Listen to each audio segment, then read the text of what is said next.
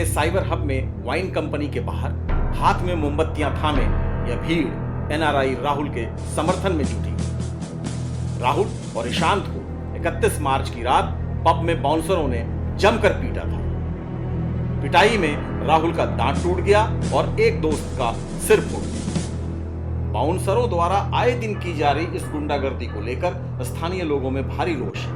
Police कुछ करती नहीं, इसलिए लोग कैंडल मार्च निकालने को मजबूर हुए ताकि पुलिस प्रशासन सक्रिय हो और पब मालिकों की मनमानी और बाउंसरों की गुंडागर्दी पर लगाम लग सके। तो जो लंदन वाला दोस्त था, ले ये क्या मजाक है? कंप्यूटर में गलत बिल कैसे आ सकता है? तुम जानबूझ के बदमाशी करते हैं, लोगों को शराब पिलाकर उसके बाद नशे में बिल फालतू लेते हैं लोगों को। वो फिर मैनेजर बोलता है तुम्हारा बिल ठीक तो कर दिया है ना, अब क्यों अंग्रेजी में बात कर रहे हो? ले तुम कस्टमर से ऐसे बात करते हो क्या? मैं तुम्हारी कंप्लेन करूंगा, तुम्हारा लाइसेंस कैंसिल कराऊंगा। इस टाइप से वो मैनेजर से बहस हुई और बहस होने में वो कहा सुनी हुई, इसी बात पर लेकर उसको मारना चालू किया। और दोस्त आ गया और बेटे को जो पेमेंट करते वो आया, ईशांत आया ना, उसको बचाने लग गया और झगड़े को निपटाना चाह रहा था। भाई कोई बात नहीं, झगड़ा मत करो, उसी को मारना चालू किया। मतलब कुर्सियों से 15-20 स्टाफ, बाउंसर, मैनेजर, मालिक था कि नहीं था, मालिक भी होगा इतना बड़ा चला रहा है, तो वो सब ने मिलकर उसको मारा है।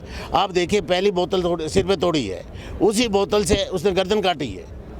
और डॉक्टर ने बोला क्या आपके बहुत अच्छे कर्म किए होंगे, आप भगवान को बहुत मानते होंगे, ये जो एक सूद का वो डिफरेंस नहीं था, ये तो भगवान ने आगे आपके बच्चे को बचाया है। वो अगर रात को सोता है तो उठता है बार बार कि मेरे को, उसको ऐसे लगता है कि उसके ऊपर सारे 15 लोग झपटे हुए हैं और उसको खूब मार रहे हैं। उन पे बॉटल्स हिट हुई है, उन पे चेयर्स हिट हुई है, सीसीटीवी फुटेज में सब कुछ है, वो लोग दे नहीं रहे अभी तक।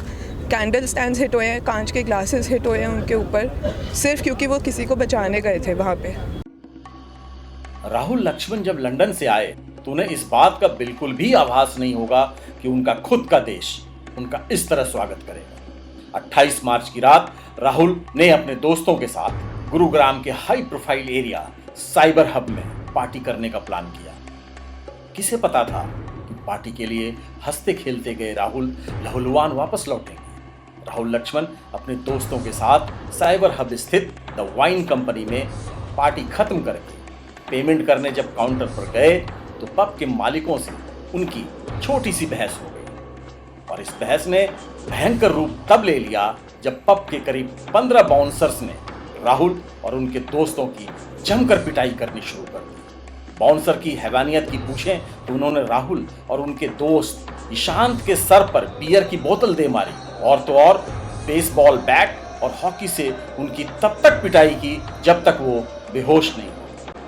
खून से लथपथ राहुल और ईशांत को तुरंत हॉस्पिटल में भर्ती कराया गया, जहां ईशांत को 4 टाँके आए और राहुल का एक दांत टूट गया। एनआरआई राहुल का कहना है कि वो भारत एक बिजनेस ट्रिप पर आए थे। बाहर निकलते निकलते कोई बहसनबाजी हुई थी, कोई डिसएग्रीमेंट था।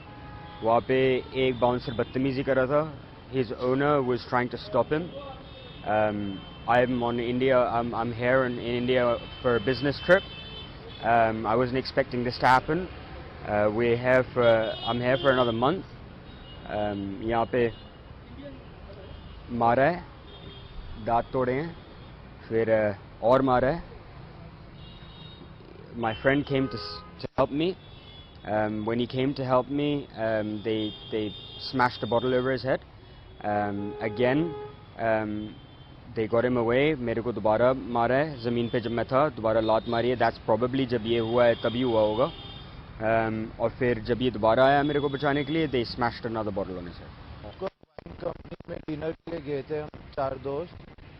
तो लास्ट में जब बिल पे करके निकले तो मैनेजर और ओनर से आर्ग्यू हो गया हमारा, और उनके 15-20 बाउंसरों ने हम चारों को पकड़ के धोया है, कांच की बोतलें सर पे फोड़ी है। ऑनर के कहने पे एक बाउंसर ने 2 बारी मेरे सर पे कांच की बोतलें फोड़ी है और मारते रहे 15-20 मिनट तक लगातार। हम लोगों को खूनम खून देखते हुए भी लेटा के मार रहे हैं, बोतलें मार रहे हैं, कोई इंसाफ ही नहीं था। मतलब तो किसको लेकर विवाद हुआ? कोई विवाद था ही नहीं किसी बात को लेके, बस पता नहीं उनकी तूतू में हुई है आपस में, उनको लगा हमारे से हुई है और इन्होंने हमें धक्का दे के लेटा के 15-20 लोगों ने हमें मारा। और इस अनुभव ने उन्हें बहुत दुख दिया है। वो कल्पना भी नहीं कर सकते थे कि उनके खुद के देश में उनके साथ इस तरह का सलूक किया जाएगा। राहुल ने द वाइन कंपनी के मालिक के खिलाफ पुलिस कंप्लेन लॉन्च की है, लेकिन गुरुग्राम पुलिस के सुस्त रवैये से तो यही लगता है कि आरोपियों पर इसका कोई खास असर नहीं पड़ने वाला। सुना है यहाँ के कमिश्नर साहब और वाइन कंपनी के ओनर्स रिलेटिव है, इसलिए कोई एक्शन नहीं हो रहा। पुलिस क्या कर रही है अभी? पुलिस का प्रोटेक्शन मिला हुआ है। पुलिस ने सेक्शन ही नहीं लगाए हैं जो लगाने चाहिए, जो मेडिकल रिपोर्ट में भी है। भगवान का लाख लाख शुक्र है कि उनकी जान बच गई, लेकिन जिस तरह से उन्होंने बोतलें तोड़ करके उनकी एक हत्या का प्रयास किया वो बहुत ही गलत तरीके से किया। और इंटरेस्टिंग बात यह है कि यहाँ की पुलिस पूरी तरह से इन सारे रेस्टोरेंट वालों को और बाउंसर्स को प्रोटेक्ट कर रही है, कानून का सहारा लेकर के, कानून की कमियों का सहारा लेकर के। ये पहली बार नहीं जब बाउंसर्स का भयानक चेहरा हमारे सामने आया है। न्यू ईयर की रात लुधियाना से आए 23 वर्षीय दीपक टंडन अपने दोस्तों के साथ दिल्ली के हौज खास में पार्टी करने गए, लेकिन वहां हुई बाउंसरों से मारपीट में उनकी मौत हो गई। क्या ये हमारी सुरक्षा पर सवालिया निशान नहीं?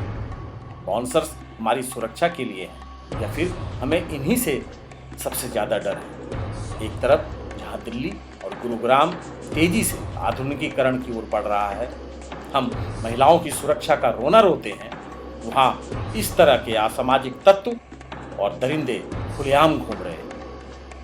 Good class of people come here खाने के लिए to enjoy themselves, but this is not what we want to go back home with.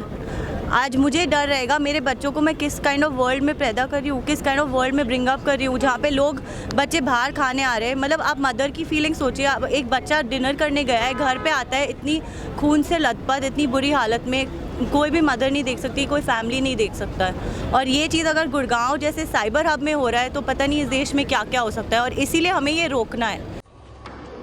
अगर हम अपने दोस्तों और परिवार के साथ बाहर खाना खाने जाते हैं, पार्टी करते हैं, तो क्या हम और हमारा परिवार सुरक्षित है?